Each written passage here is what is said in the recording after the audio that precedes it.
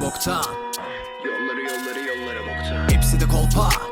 Hepsi de kolpa. Sıyrıldım artık susmaktan ve konuşuyorum bak hunharca.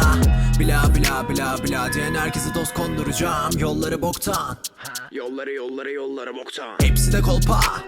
Hepsi de kolpa. Sıyrıldım artık susmaktan ve konuşuyorum bak hunharca.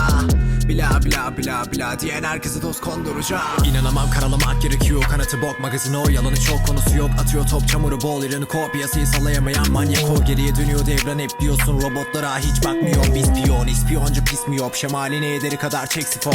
Kelimelerimle onu bitirebilirim, evet ama triplere girdiğinde içim gidebilir. Kime niyet kime kısmet merhamet diyebilen biri, başım gözüm üstünde.